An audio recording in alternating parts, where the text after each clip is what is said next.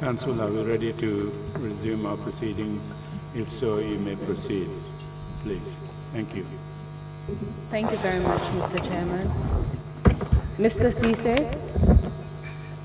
Hello. How are you?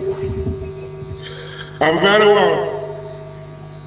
I would like to remind you that you made an affirmation to speak the truth and the whole truth.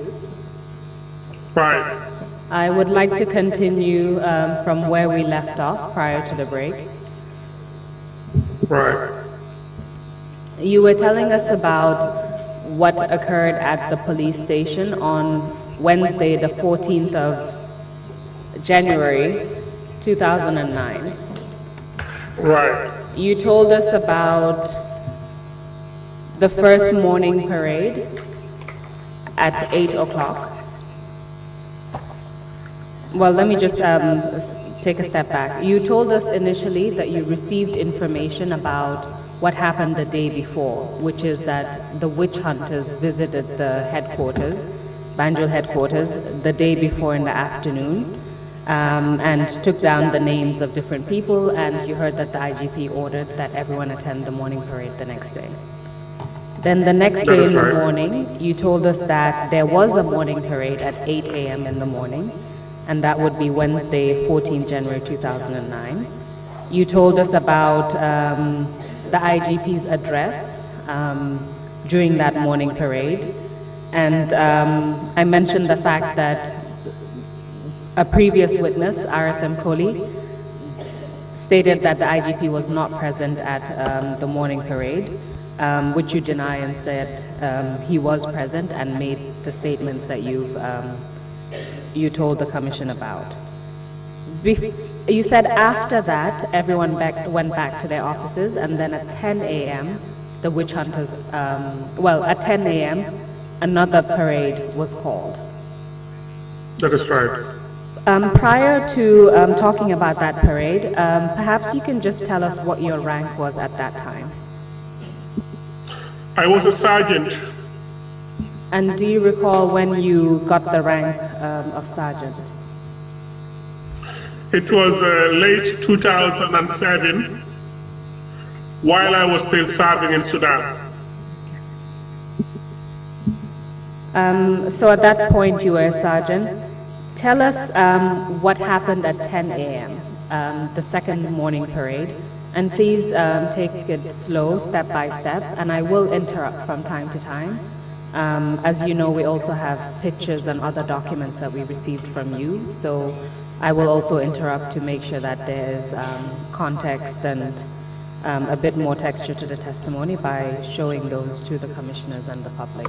But please start by telling us what happened at 10 a.m. Thank you. We went back to our respective offices, and by 10, I was sitting with, if I could remember well, Bakeba Suso. He is currently in the Interpol office. I was sitting with him at the time. When we had the RSM blow the whistle, calling everybody in, I went back to my office and didn't go down. After about 5 minutes, I had him walking down the corridor, knocking office by office to make sure everybody goes down to attend the parade. By RSM, I mean RSM Kohli. Can you tell us why at that point you decided not to go down at 10 a.m. when the whistle was blown, bearing in mind what you said about the IGP's earlier statements? The fact that what they explained to me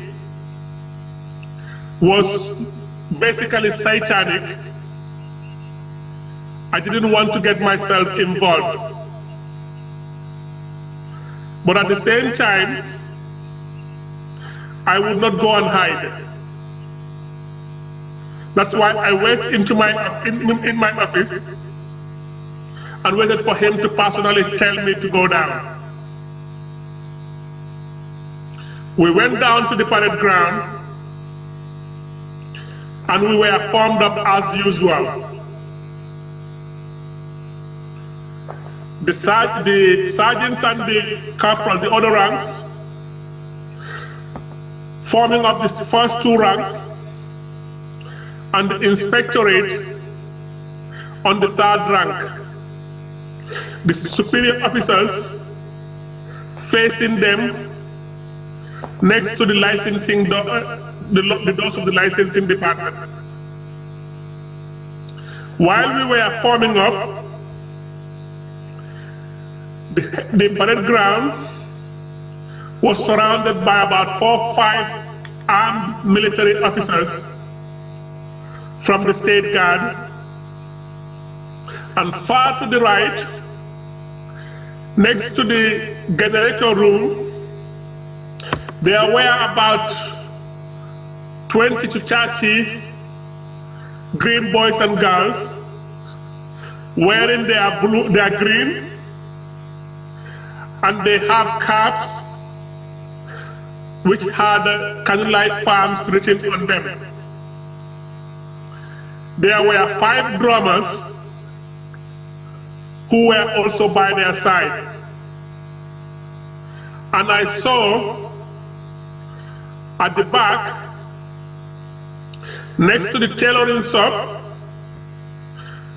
on the way going to drug squad, I saw 5 men who were dressed in complete red, from head to toe.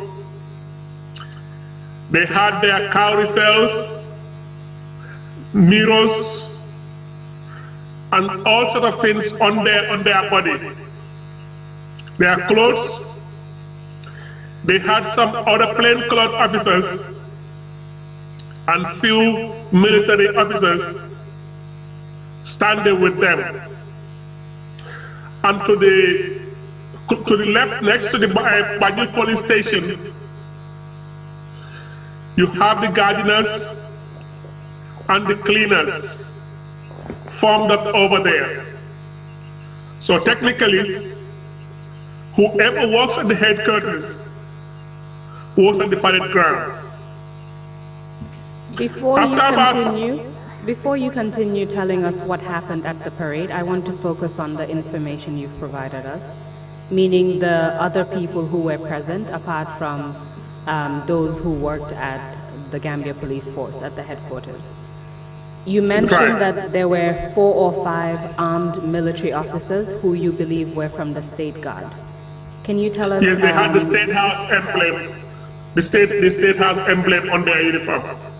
State House emblem. Apart from that, did you recognize? The State Guard. State Guard. Apart from that, did you recognize any of them?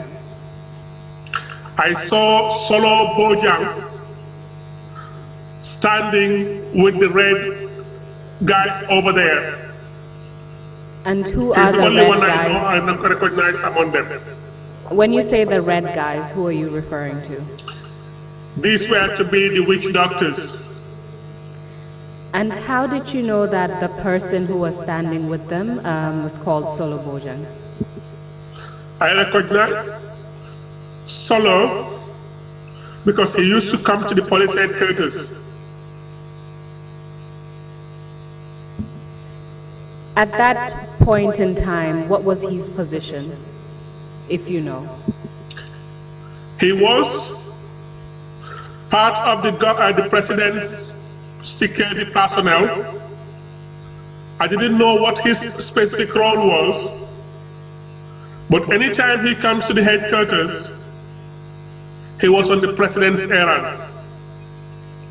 Because I do not normally go to any occasion where the president is, so I would not be able to know what his roles are. But I know whenever he comes to my boss, he comes there on president's errands.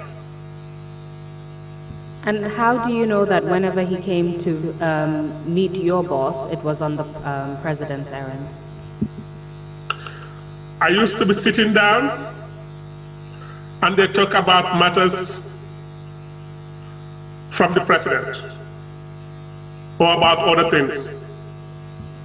Can you give us examples? What kind of matters are we talking about? Were these direct orders from the president to your boss at the time? I assume you're referring to the IGP or the DIGP. Yes. Can you clarify first? The DIG. The DIG. The acting IG at the time. The acting IG at the time. Were these orders from the president, or were these matters that were being discussed generally about state security issues? There were matters being discussed. And do you recall what kind of matters? I remember one occasion, there was this officer, a colleague, I don't know his first name. He's from Jabang. I think he was the alcalde of Jabang. This solo once came to the office. My boss was the acting IG at the time. They had some businessman, it's called Trrc, if I can remember well. He had some land at Jabang. However he got it was not clear to me. But when Solo came to the office this day, he was talking to my boss about Koli interfering with Trrc's land issue in Jabang. I think what I came to understand from my boss was that Koli was the alcalde of Jabang. Trrc took some land over there. However it was done, I do not know. But Koli insisted that their family land was not going to be taken. So they were threatening Koli. I had Solo telling my boss that they must warn Koli to stay away from that land. A few days later, Trrc himself came to the office and discussed this same matter with my boss. I remembered being instructed to write a letter cautioning Koli to stay away from that land. Because I used to write for the Deputy Inspector General, I would write all his correspondence. So I remember this incident vividly. And Koli was called into the office in my presence, and he was cautioned. Whatever happened,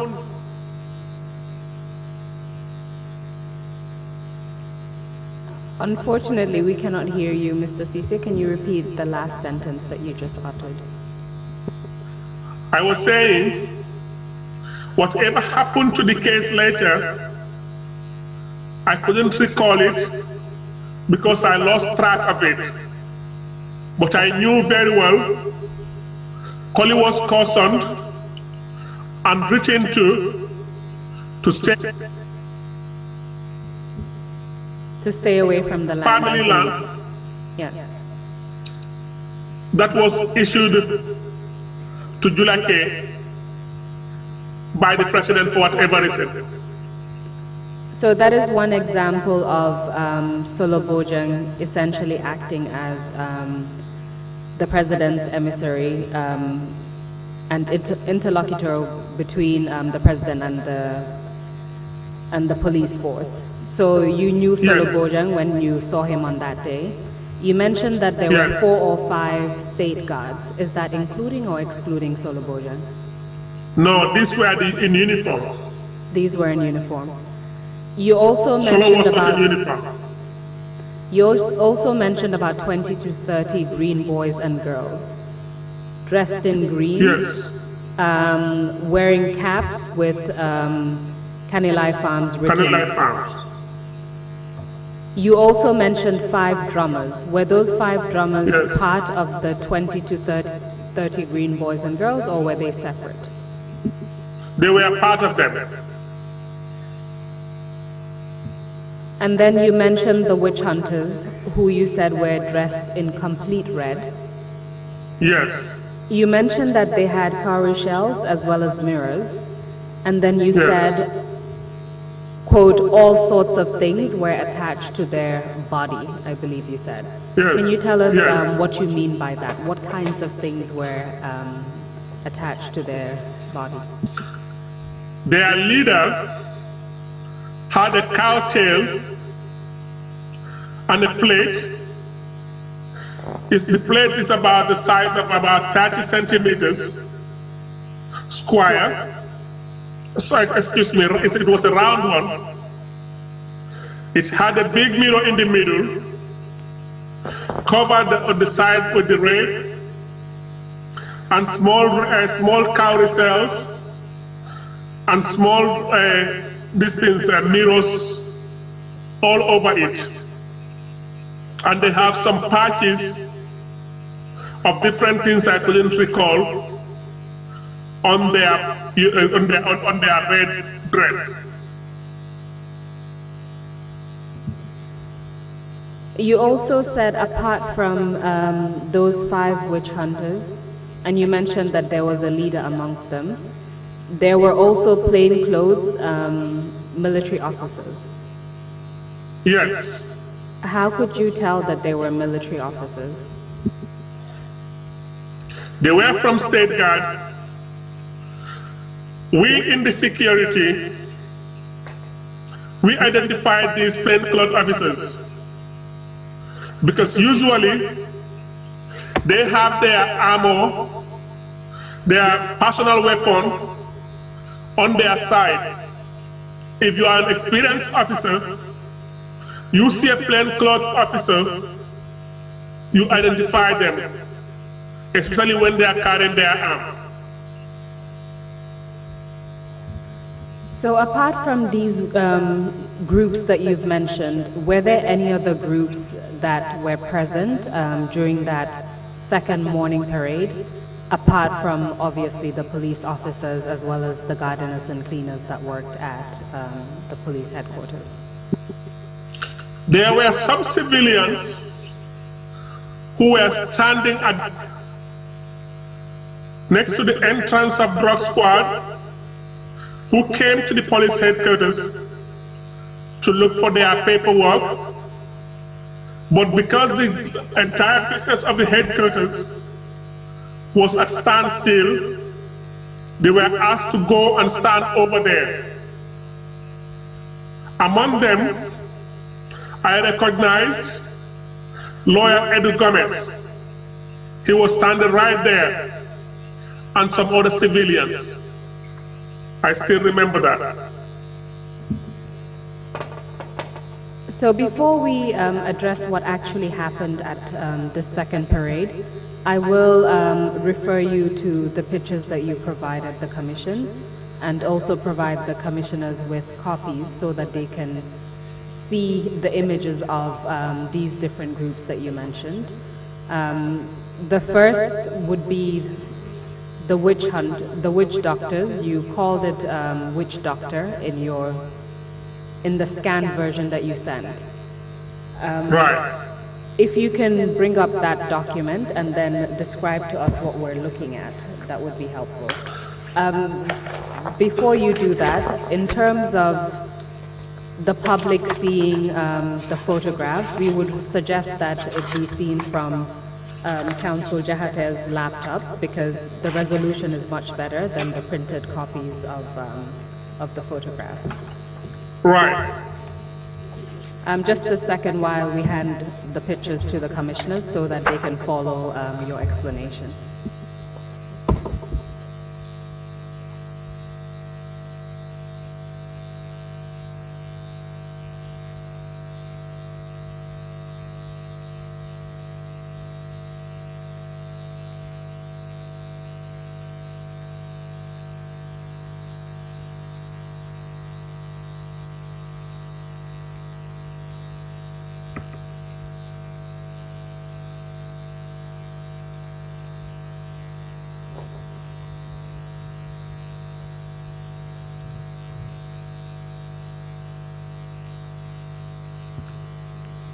So, Mr. Ceesay, can you please describe to us, first of all, tell us the circumstances in which you took these photographs, and then describe what we're looking at in the first photograph that I've referred to now. Yes. When this was unfolding, I had my mobile phone on because I knew there was going to be trouble. I need to back myself up. I started taking photos of them, but when it was in process, I wasn't able to take the correct photos. So immediately after they left the headquarters, I ran and hid on the balcony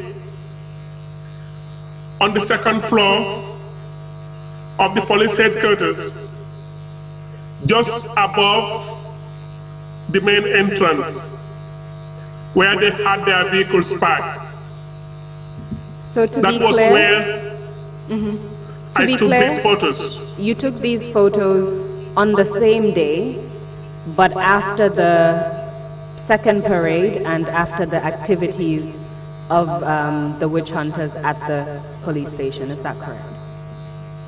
Exactly. So as they were leaving? The only photo I took while the process was going on was when the officers were asked to line up to go and take their oath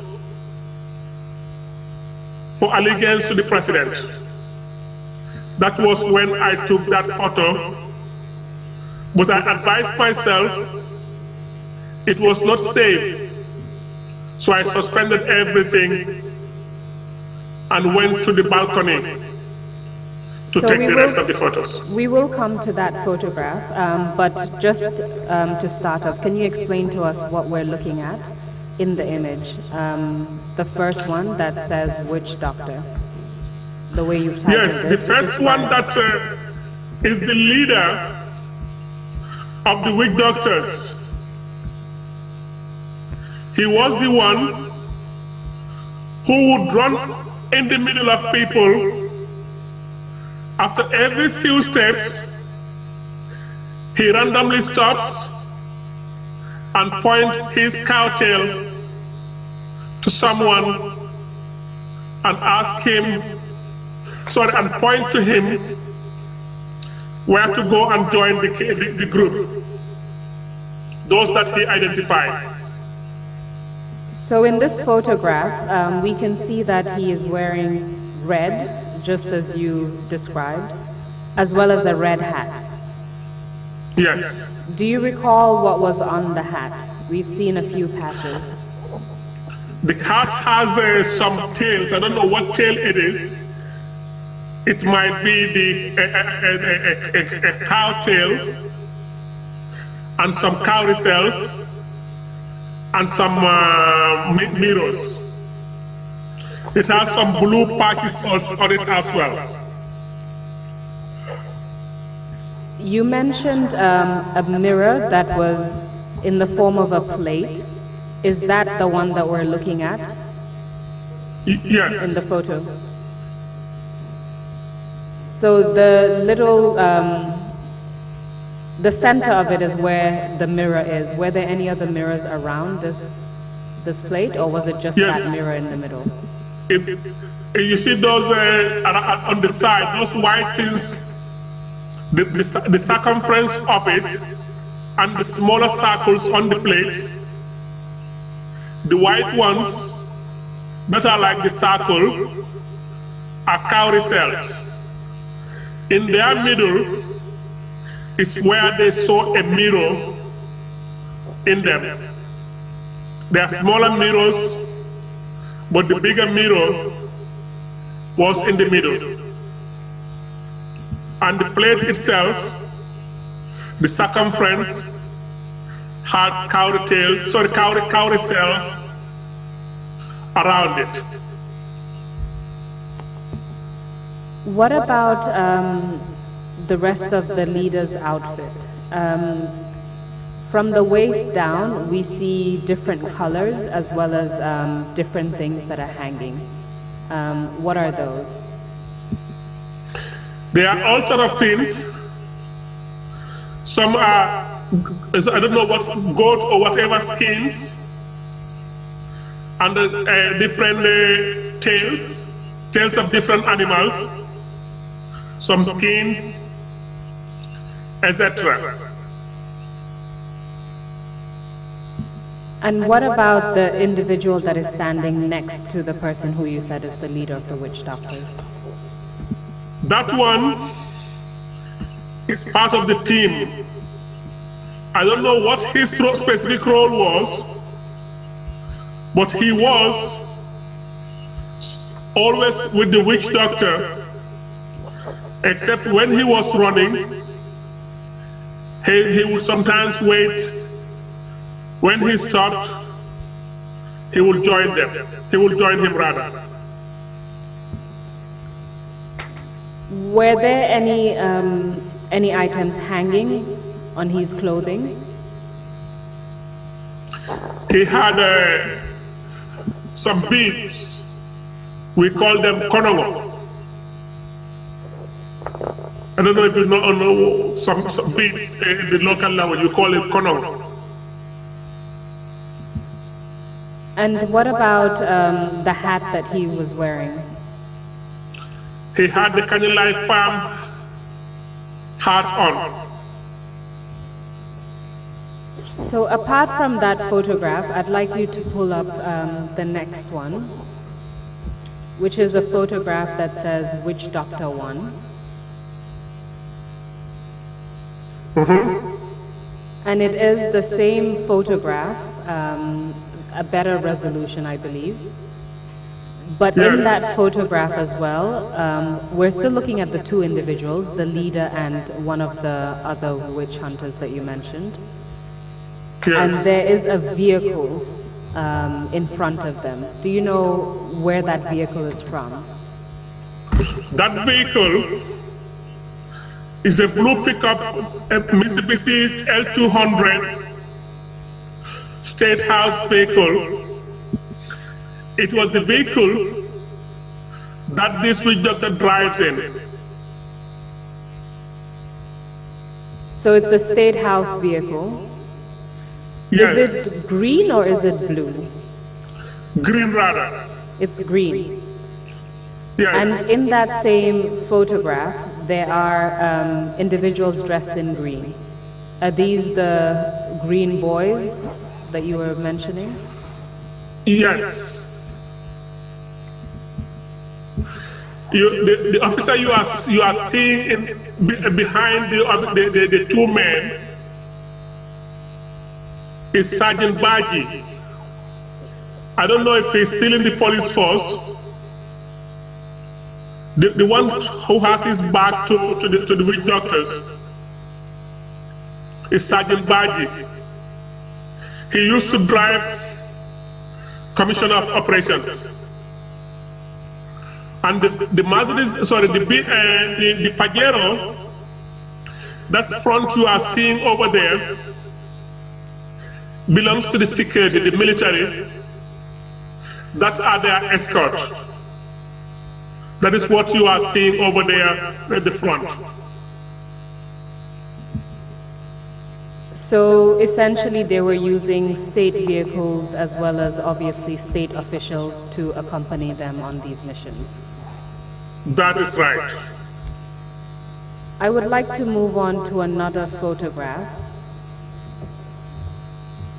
There is one titled Witch Doctor Boarding Vehicle. That is right.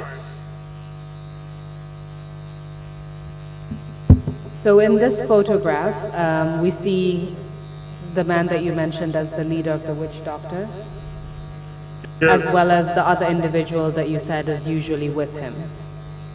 Yes.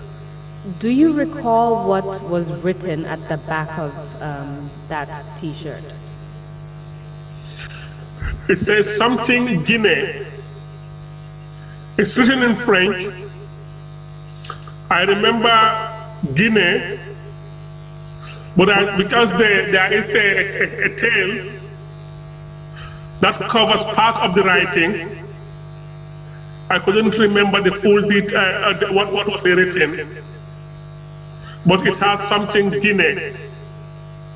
And when you say Guinea, what are you referring to? Guinea Conakry. It is written Guinee-Conkre.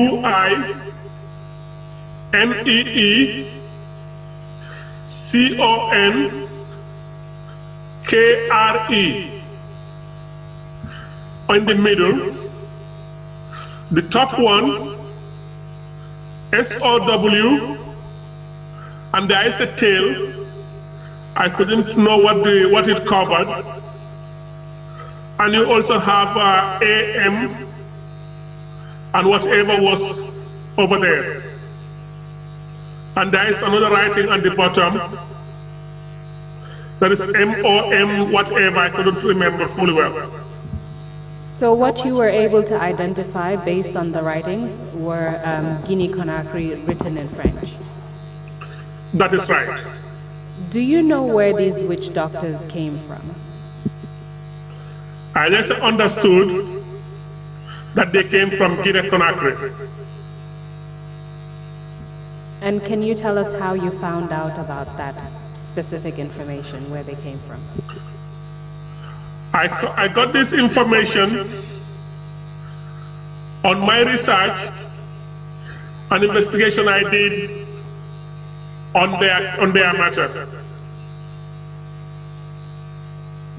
And was this information that you received generally from people or a specific individual or a specific institution? Can you tell us what the source was of that information? The source came from different people. With those who got close to them, I came to understand that President Jammeh brought them from Guinea following the death of his aunt and two of his close personal protection officers, Musa Jammeh, Tumbul Tamba, amongst others. And also, I had the IGP, Jesus Baji, specifically saying that the president brought them from Guinea. He was saying this while the witch doctors were preparing to start their game on us. He was talking to other officers. He was even explaining how they got one woman and after giving him their whatever concoction, the woman best to have caused the accident of a military truck that happened a few months earlier along the coastal road near Taf at Old Yundum. I had the IG saying that the woman said he used his head to head the truck. That was crazy. I even recorded it when he said that. I took note of it as he said it. So just to be clear, when was this statement made? Was it made during the 10 o'clock parade or was it made subsequently? During the 10 o'clock parade. Just before they started. Okay. I would like to The reason why...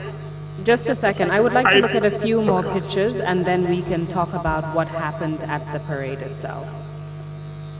Right. Can you pull up the picture that says Witch Doctor number 2? Okay. Yes. Of course, you told us that there were 5 witch doctors, so the leader and 4 others.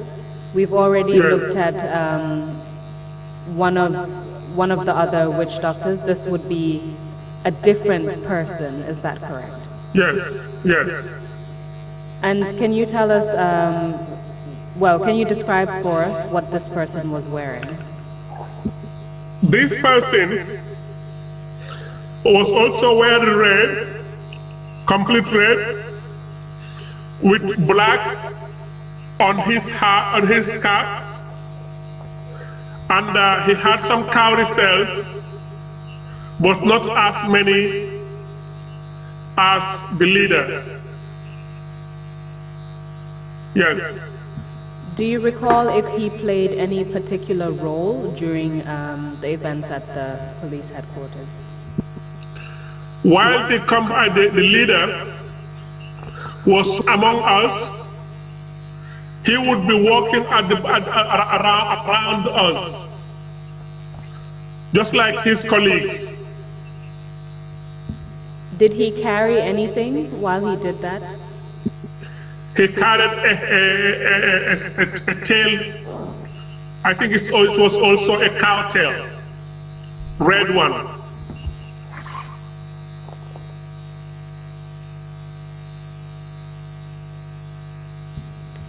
The officer that you see, in white, holding a paper, was Inspector Yusuf Hussain. He was the one who informed me of the coming of these people. He was coming into the headquarters building at the time. Just to clarify, is it Inspector Yusuf Ceesay or Yusuf Hussain? Yusuf Hussain, S-A-I-N-E. You had mentioned that one of the State House officials, state guards who were accompanying the witch hunter leader and the other witch hunter was called Sergeant Baji. Do you know where Sergeant Baji is currently? No, Sergeant Baji was not escorting the witch doctors. He only happened to be standing on the road when these people were passing. By default, my picture got him, just like Inspector Sen. Thank you for that clarification. So he was not escorting the witch doctors? He was not.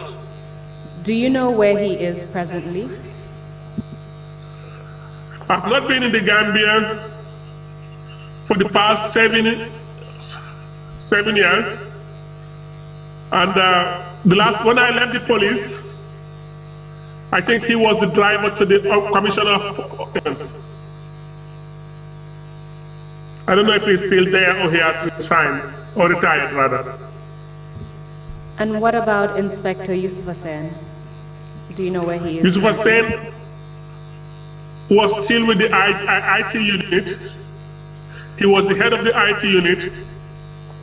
I do not know if he's still in the police, but he's one of the officers who was asked to go to this place to be cleansed, and he had gone, but he informed me that he only went and walked around the place and returned. So I would like to look at one more photograph, and then we can talk about what happened during the parade, and then we will come back to the photographs. Can you pull up the photograph that says Green Boys and Drums? Okay, one moment.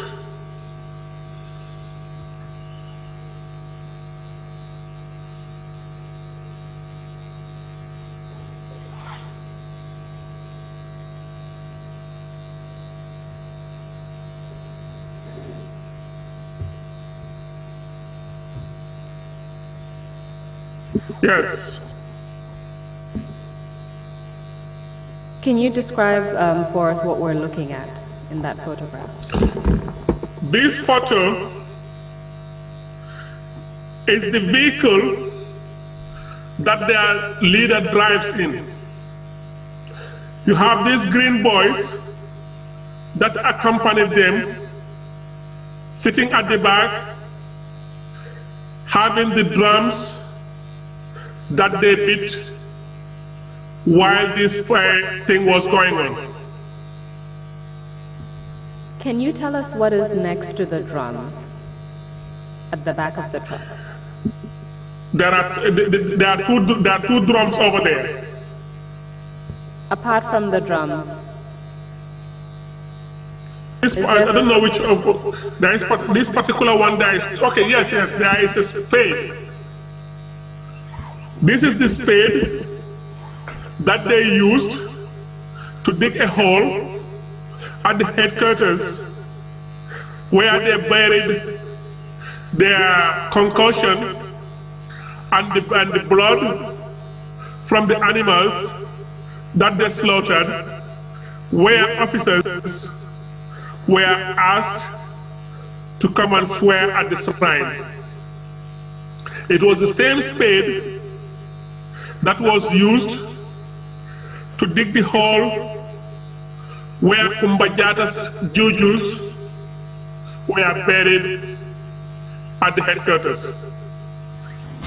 Yes, that is the spade. Thank you very much for that explanation, Mr. Ceesay. Let us move on to what actually occurred during the parade, the 10 o'clock parade. You told us that you were all assembled in the normal formation. You described to us what else was happening in the background, so the individuals who were present, the different groups. You also mentioned Solo Bojang standing with the witch doctors. Can you tell us what happened once everyone assembled at the parade? Once everybody assembled, IGP,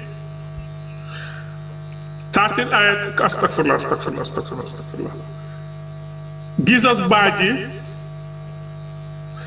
addressed the parade and said the following, that the president, Yahya Jammeh, sent those witch doctors to the force headquarters to screen officers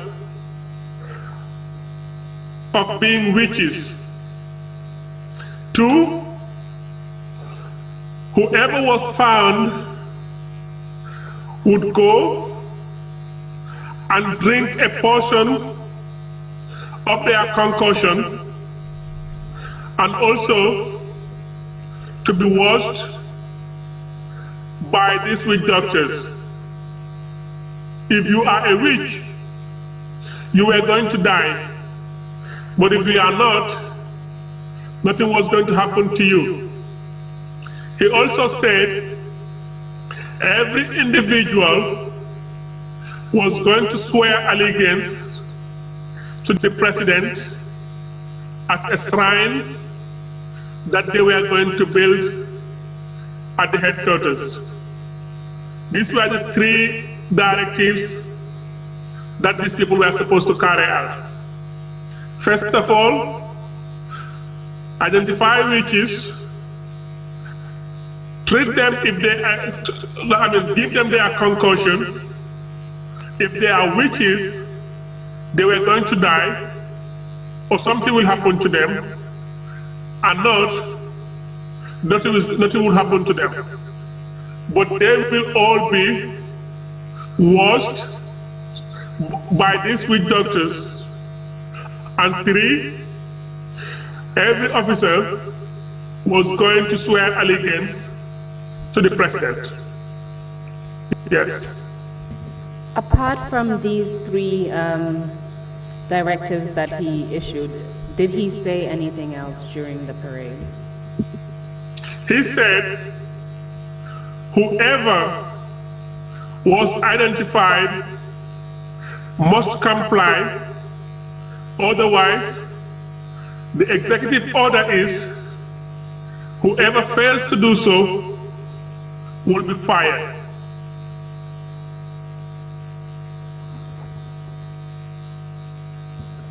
Apart from these 4 issues, did he say anything else during that second morning parade?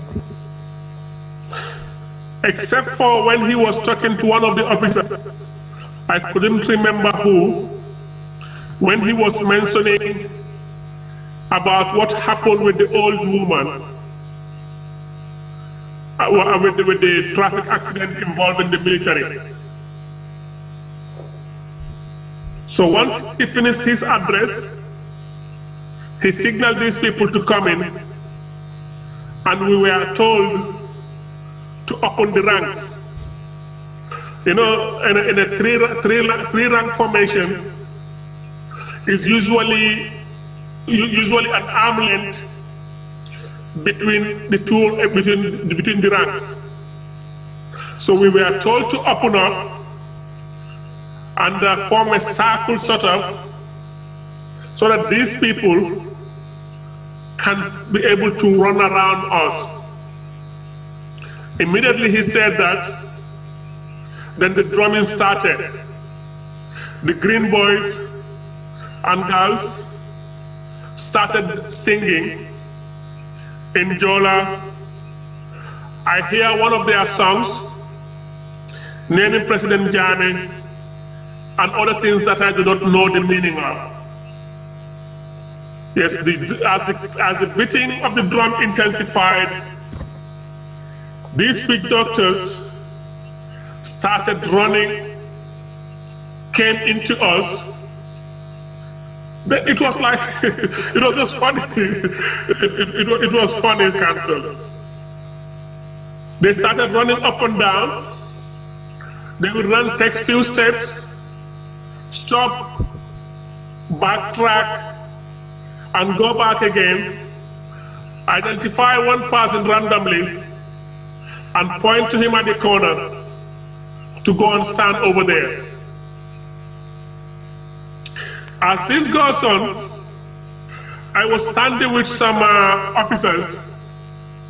I could remember Mariama Gassama, who was one of the officers I was standing with.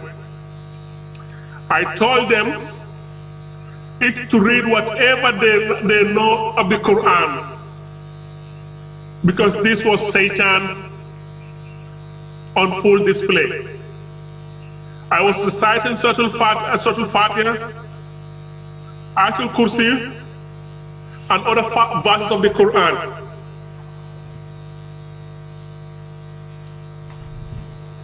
You told us that after the IGP made the statements that you recounted, the Green Boys and Girls started to sing. You said in Jola. How do you know that what they were singing, the language they were singing, was Jola? As a Gambian, I know the Jola language, and this song they were singing, I am familiar to it. I do not know the meaning, but it's a song that sometimes is sung in the radio. So I know the Jola language. You mentioned that what you could understand was the references to President Yahya Jammeh. Is that right? That is right. You said you heard these songs on the radio previously. Have you heard these songs sang at any particular occasion? Usually on their foot and puff, although I never go there, but it's reproduced on the radio and the television, so you will hear these songs from there.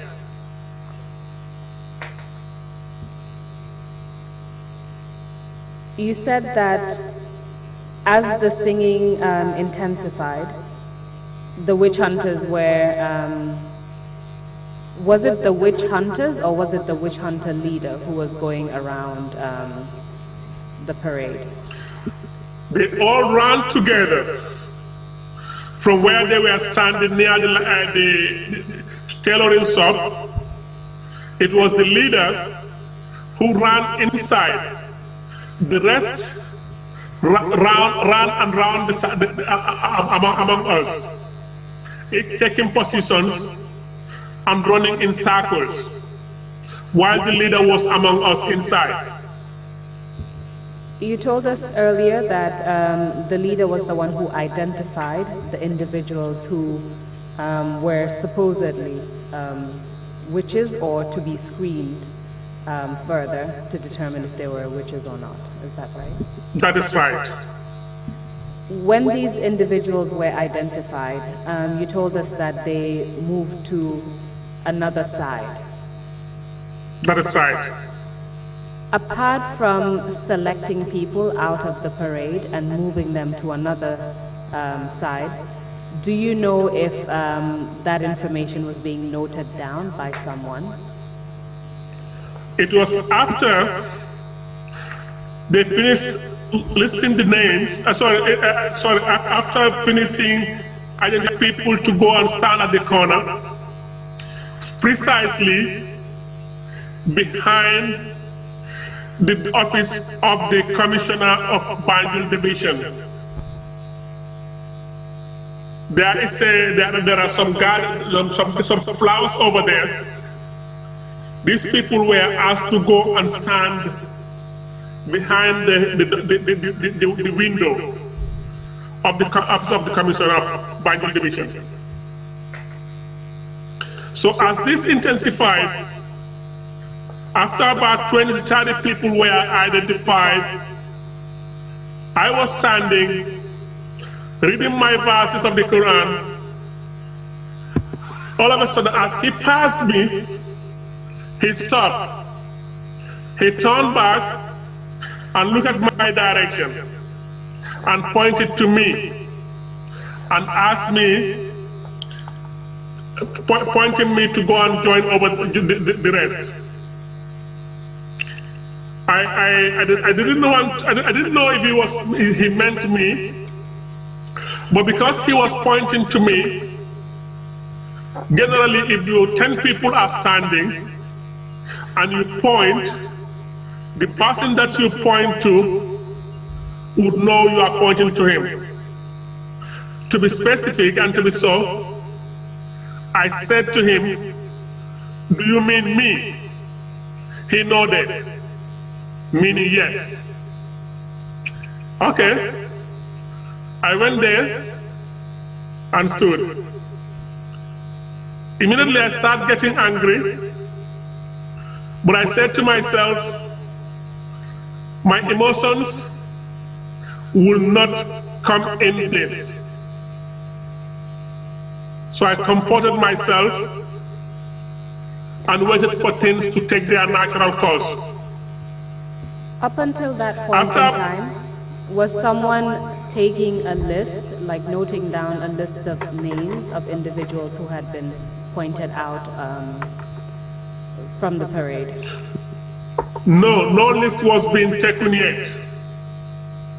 It was after he stopped, after about around 40 people were identified, is when IG instructed Ken Mendy, who was the OC of registry, to come with a paper and take down the list of everybody who was identified. That was how our names were recorded. Well, the commission heard from Mr. Ken Mendy yesterday, and according to his narration, he was asked to go into the IGP's office. This was prior to the selection at the parade, and his role was to write down the names of any individual who was pointed out as a potential witch. So you're saying that, as far as you recall, you did not see him doing that until after about 40 people had been selected. Are you saying that's when you recall the IGP giving him that order? Yes, what happened is, I listened to Ken's account, but he must have sincerely forgotten the chronology of things. he was mixing the previous day to the next day and mix them as the same when they were not. Whatever happened the previous day when he accompanied them to offices, I was not privy to that because I was not there. This other one was the next day from from the 10 o'clock parade when he came and started writing the names. He had already written previous names before because my office mates told me that Ken had already written their names, among others. Well, according to Ken Mendy, he only referred to the witch doctors visiting on one occasion. But what you're saying is that from your own sources, meaning your colleagues who you spoke to, what you understood was that he had taken down names the day before. Is that what you're saying? That is right. It was not two, it was two occasions. The first, according to the IG and everybody else, they were there on Tuesday and returned on Wednesday when they gathered everybody at the parade ground. The first day, they only went into the offices. Yes. So from what you're saying, the first day it was only going into the offices, but it was the second day where people were being pointed out at the parade. That is right. That's your recollection of events. That's exactly what happened. The only time they went into the office, the building, on that second day, is when they went into Kumba Jata's office, and when they went to the IG's office. Those were the only two times they went into the building. What I'm trying to understand is, from what you said, you believe Ken Mendy is genuinely mistaken. But what I'm trying to understand is, perhaps you may be genuinely mistaken. Isn't that a possibility? No. That is not the case. Please tell us why. Like I said, I was not there on Tuesday the 13th. When I came in the morning, my office mates, including Inspector Yusuf Hussain, Bintu Kote, Bojang, confirmed to me that these people came to the headquarters the previous day. Inspector Yaya Dabo of personnel confirmed to me that his name was written that day on Tuesday. Inspector Dabo was not identified on the parade ground.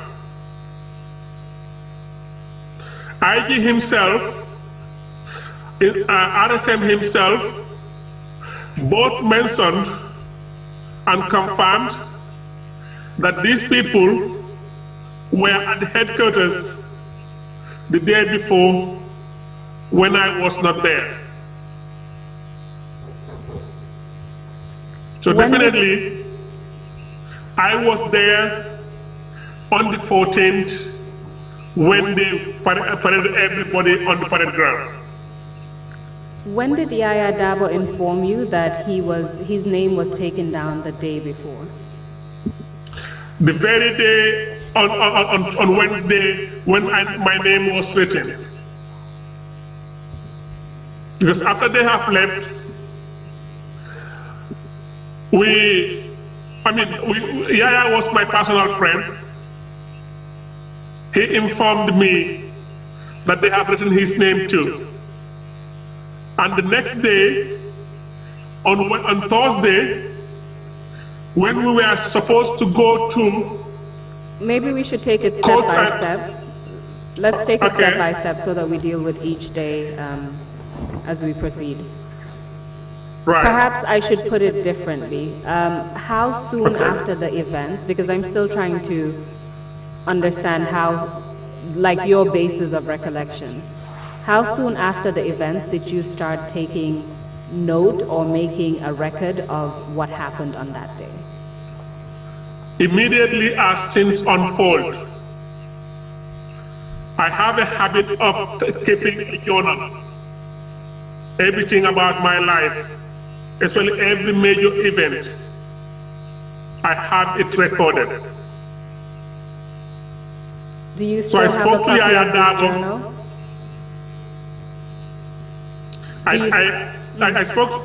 I spoke to Yaya Dabo on my way upstairs.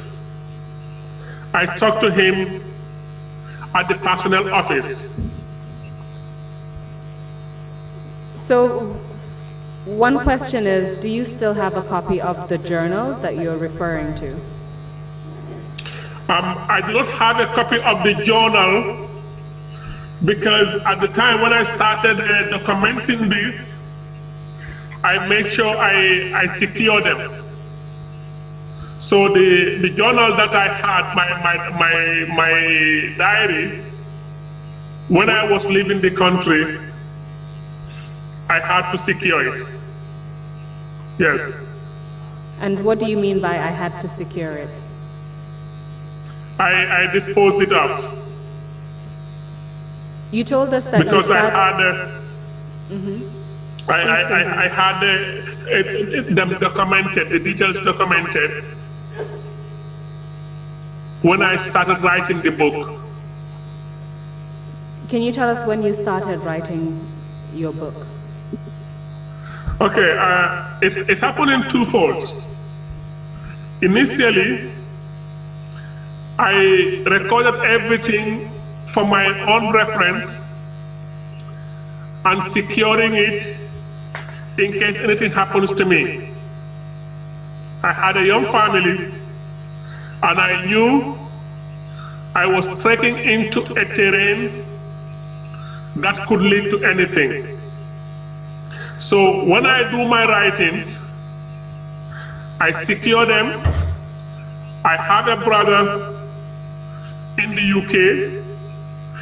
I had a clandestine email, an email address that I will use to send these emails to my brother to save them for me, including those pictures that I took. I sent them to him immediately. I had other friends as well, confidants, that I write my stuff and I give it to them for safekeeping in case if I should be killed. I have an obligation to let my children know what happened to me. So you were making note of what occurred immediately following the events. You said on the particular day you took photographs. And Yes. then in the immediate aftermath, you made records and you shared them with family. You talked about your brother. And subsequently, Yes. that's the information that you used for your book. Is that right? That is right.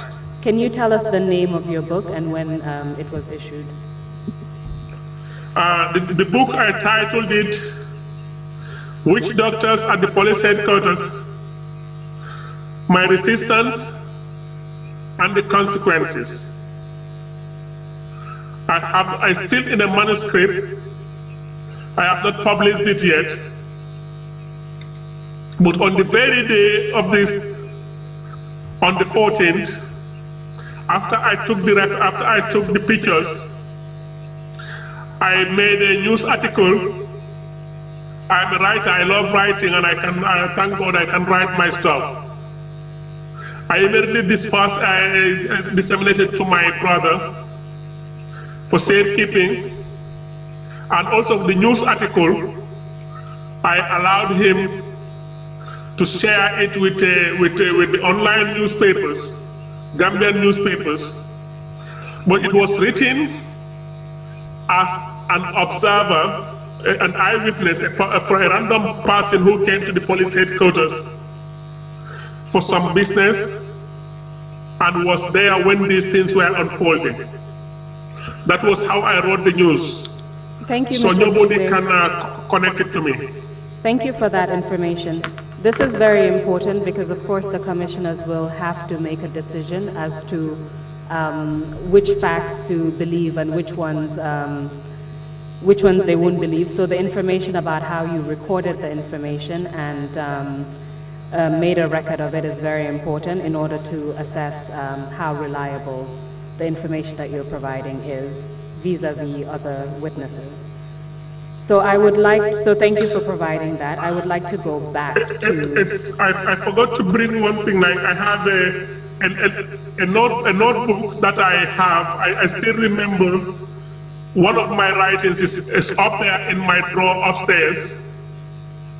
I wouldn't want to take the commission's time, otherwise I will just go upstairs to see if I will find it. It should be a minute, and then I will show you here, if that is okay with you. No, that's fine. I think we should move on, and then we can deal with that matter later on. We'll continue with what happened on the 14th. You've told us about the activities of the witch hunters and how they identified people. You told us about 40 people were identified, including yourself, and told to stand... Yes. About 40, and told to stand separately. Apart from you, can you give us the names of other individuals who were identified on that day while the parade was being conducted? There were so many people. FRI Jame was one of them.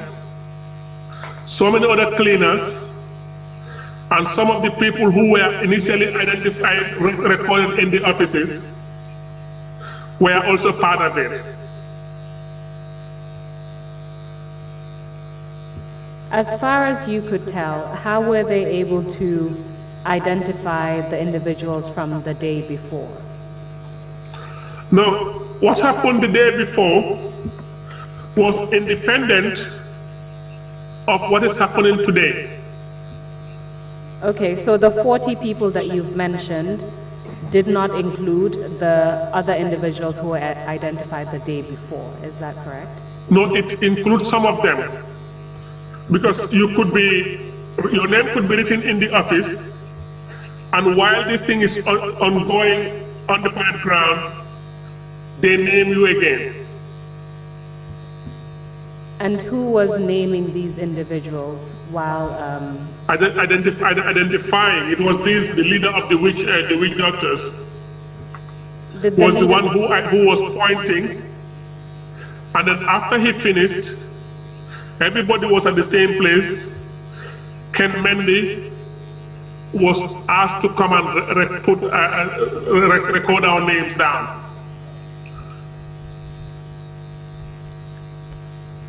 You said that some of the people who were identified the day before were still identified on that Wednesday. Yes. That's what I'm trying to understand. How did that come about?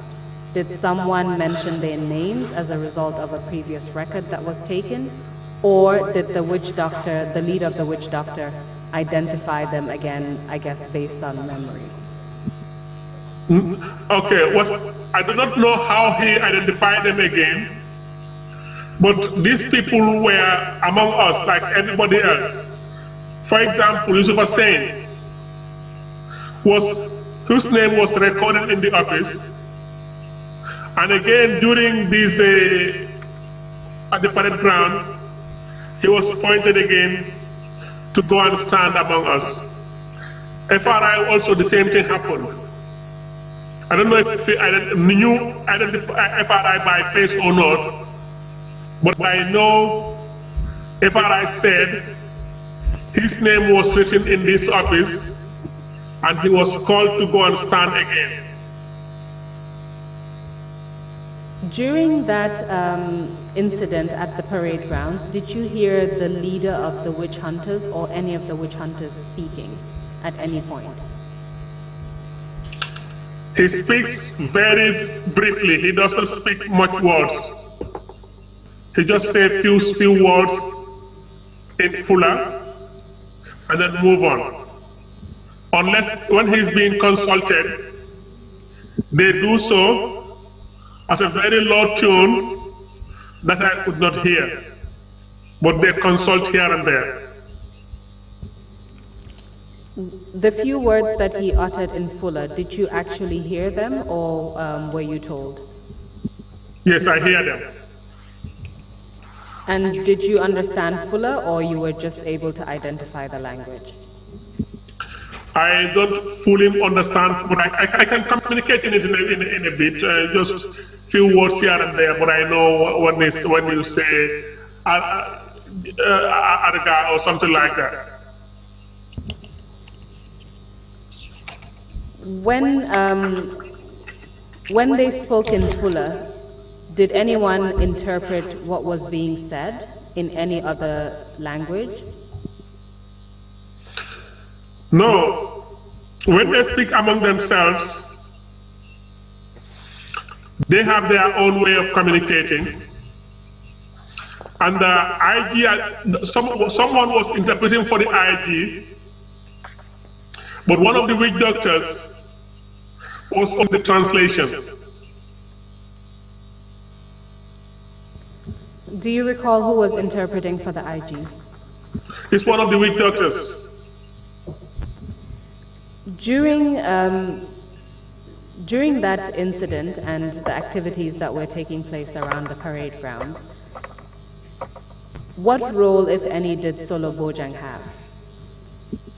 Solo Bojang was technically coordinating everything. He was standing with the IG, and they will consult him here and there together with the IG. And when they move anywhere, for example, when they run into the building, they will follow them.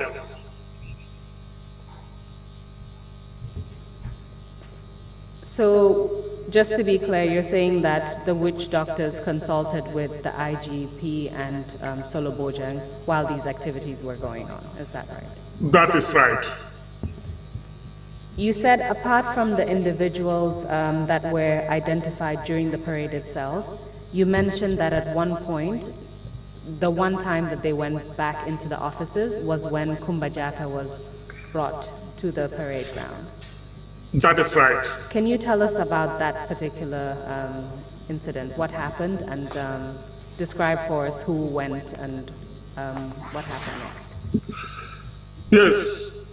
What happened was, as they were identifying people, they now said they slaughtered the animals.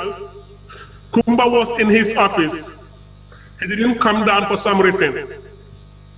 And then they called the people, the superior officers started first, taking their oath. I was standing over there, watching them.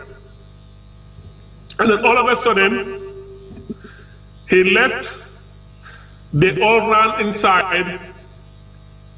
For some reason, the IG solo followed them. They went into Banjul station. Everybody was there.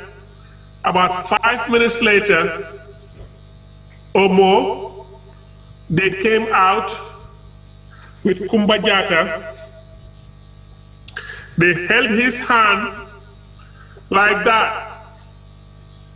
Kumba had a juju, which we call locally as Timpabulo. I don't know what it, I mean, it doesn't have a name in English. He was holding it in his hand like this. The witch doctor lead held his hand like that. And he was leading Kumba into the crowd of officers. When they came to the middle of the parade ground, right in front of the licensing office, he was ordered to drop it. One of the wig doctors had a black plastic bag, almost half full, with other jujus that Kumba had on. Everybody in the Gambia police force or security generally know Kumba Jata. Everybody knows he wears these jujus. But he was the most peaceful person you will ever see in this world. I never hear him charge anybody. He was the Deputy Commissioner, Banjul Division. He was hardworking, taking his time. They went into his office, virtually dragging him out, humiliating him in the presence of over 100 people. Took his jujus out. How they took them out, I don't know, because I was not inside. But one of them was holding them in a plastic bag, while their leader held his hand like that with the juju that you put in your pocket, virtually dragging him, leading him into the crowd. So when they arrived almost in front of the licensing office, they asked him to drop it. And the concoction, whatever was it, or if it was a palm wine or whatever, I don't know, was poured on it by one of the wig doctors. Kumba was almost shaking, embarrassed, humiliated. It's like you do it to be somebody he would have just passed out over there, right there. Then one of the green boys was ordered to dig a hole in the gardens of near the parade ground, and there his jujus were buried in there. But these things happen after they have slaughtered the goat and the cock and put their blood into that hole and buried a concussion, a bottle of concussion. It was like this, something like that. And they buried it almost to its neck. Have some blocks, cement blocks, and square around them. That was where officers came to take their oath. If we can focus under on the palm tree. slaughtering, if we can focus on the slaughtering of the goat as well as the cock, can you first of all describe what kind of goat and cock it was? Well, they were, sorry. This was a red goat.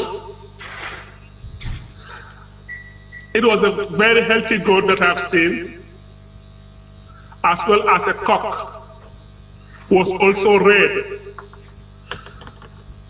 FRI Jame, if I could remember well, was the one who was ordered to slaughter the goat, while the IG slaughtered the cock.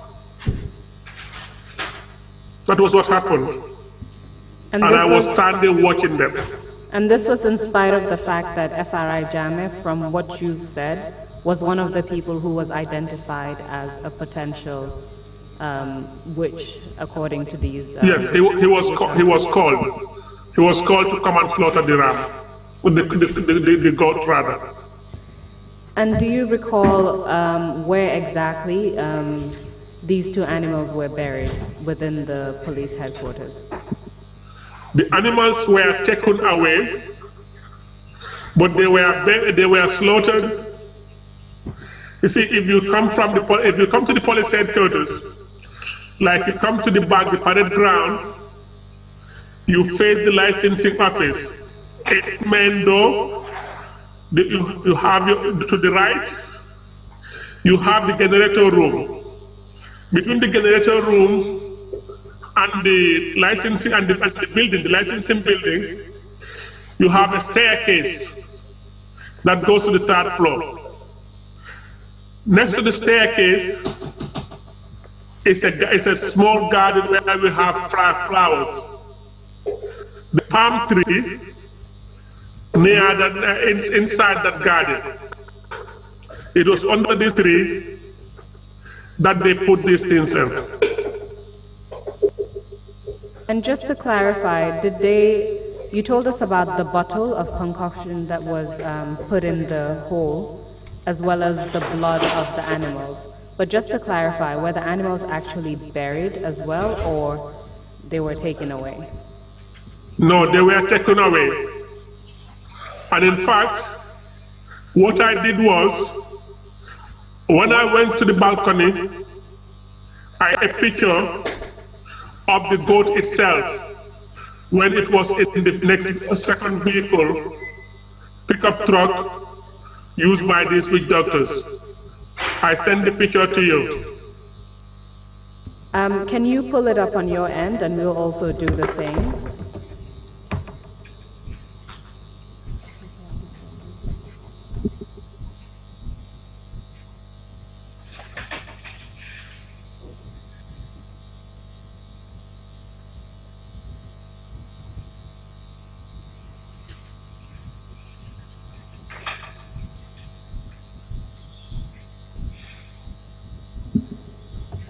Are you looking at the photograph, Mr. Ceesay? Yes, I am. And is that the goat? This red goat was the one that they slaughtered.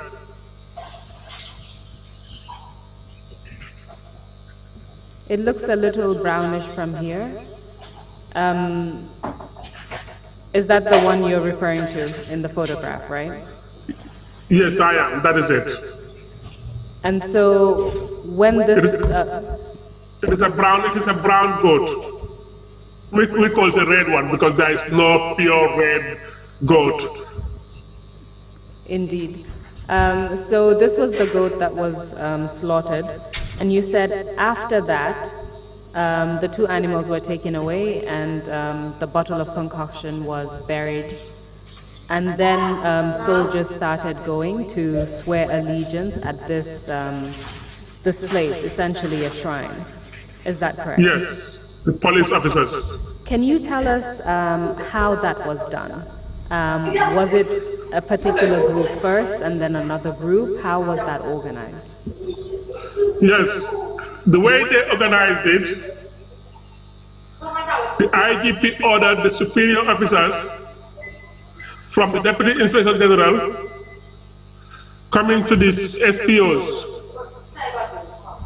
that is ASP, were first ordered to go and take their oath.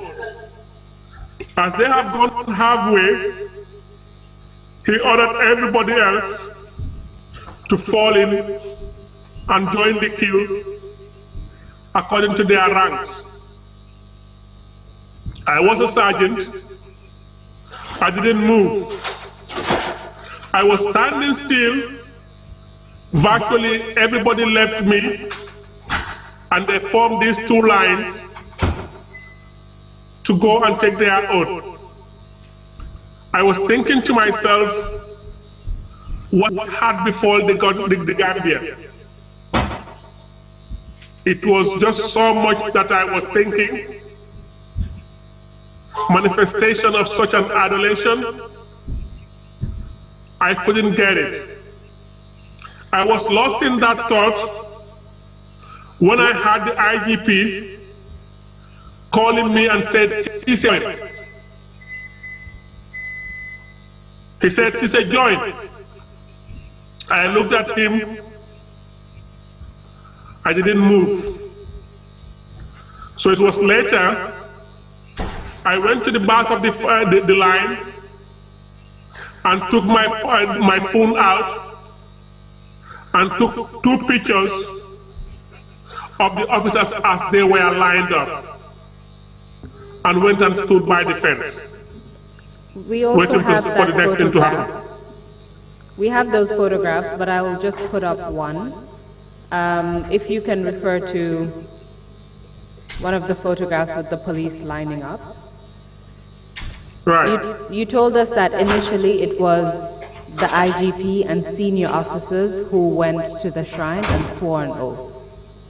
Yes. And then you had the other ranks who also lined up and did the same thing. That is right. Do you recall, well, prior to that, were you told what kind of oath you should state before the queue started, or was it only something that occurred at the front of the line? Whatever they said at the front of the line, I do not know. But what the IG said was that officers are going to swear allegiance to the president. I didn't go closer to know actually what they were saying. But if you look at the pictures of the officers that were lining, if you look at officers line picture, line 2, you will see in front of the line are the inspectors. You have the sergeants and other ranks behind, so and other plainclothes. You see the officer in blue next to the line. The one to the left is Commissioner Famara Jallo. He didn't take part in it. He was just walking around. As he passed these inspectors, that was when I took that picture. So that was how he got into that picture. So before we pause for the break, I'll just use a few more minutes just to wrap this up. As far as you were aware, was it all the officers who swore allegiance at that point in time, who took the oath, or were there other officers who did not take part in this, as far as you could tell? Not every officer was part of it. I know some officers who ran into their offices and did not want to get involved. Among them was my friend Tijan Baji, now late. May God forgive his. He was the OC prosecution at the time. He went and locked himself in his office. Also, Yamindao Jang was an ASP, female police officer. He was the OC of Gender and Child Protection. He also ran away, just not to be used into that isolation. My friend Ceesay was called by Yamundao to go inside. I was going to go with them, but then it would have meant I was running away. I was not going to run away. That was why I stayed. You told us earlier that after this particular line was formed and officers and other ranks were sworn oath as directed by the Inspector General of Police, you said it was after this that the witch doctors went into the building and then Kumbajata was pulled out. Is that right? That is right. So you told us as what they happened. went back to this swearing was ongoing. As it was ongoing. Yes, as it was ongoing. So you told us what happened to Kumbajata. After that, what else happened at the police headquarters before the departure of the witch hunters and the rest of their entourage? They went back to the IG's office again for some reason that I don't know.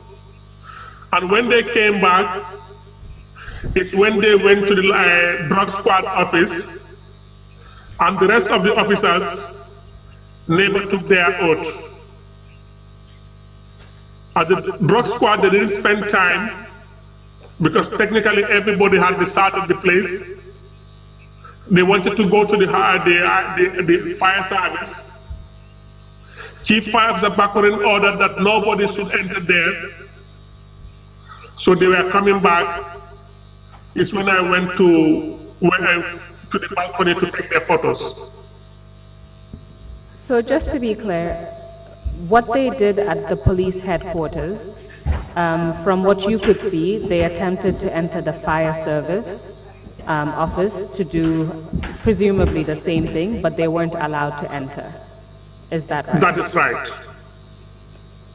Apart from the police headquarters, do you know of any other government institution where they did something similar?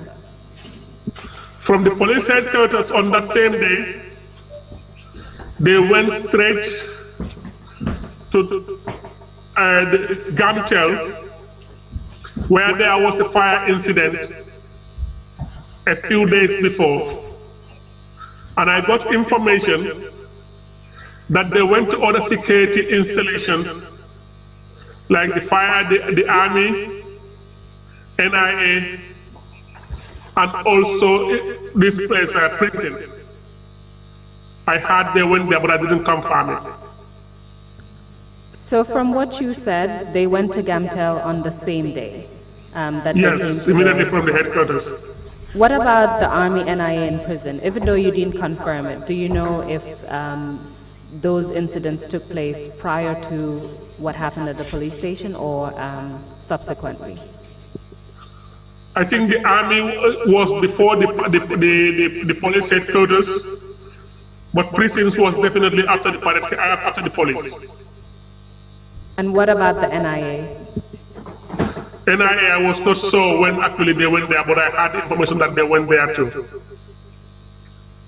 My friend who used to work there informed me that they were there. Apart from the fire service, where they refused to allow them in on that particular day, do you know of any other government institutions where they tried to enter but they were refused? No, I didn't have that information. I know for fire service, Roger says they're not going to go inside there. And Roger, who are you referring to? Chief Fire Officer Roger Bakurin.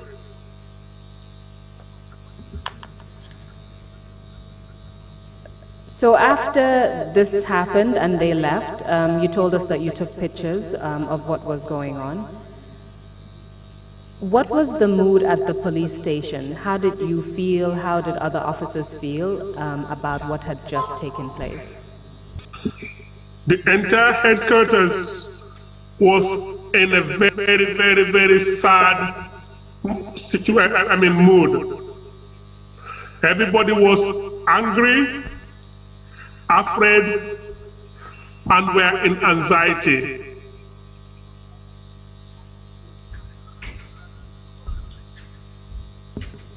And how did you view what had taken place at the fire station, at the police headquarters? How did you view the events, and also was there any discussion with your superiors about what had happened? Yes, subsequently, for myself on that very day, I was very angry,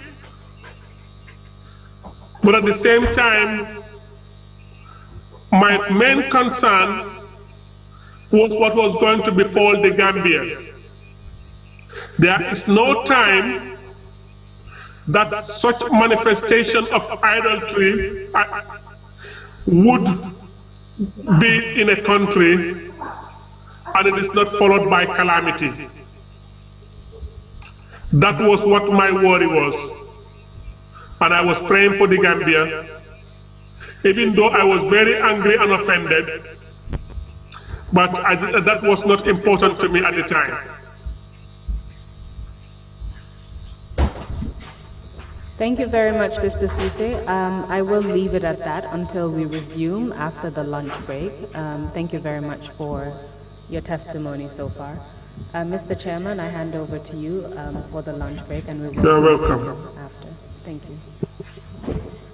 Thank you very much indeed, Council, and thank you very much, Mr. Ceesay, for your very detailed testimony.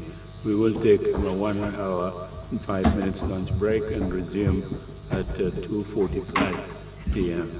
Meeting is adjourned. Thank you all very much. Thank you.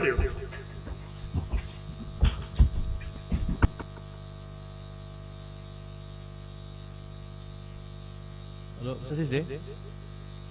Hello? Mr. Ceesay?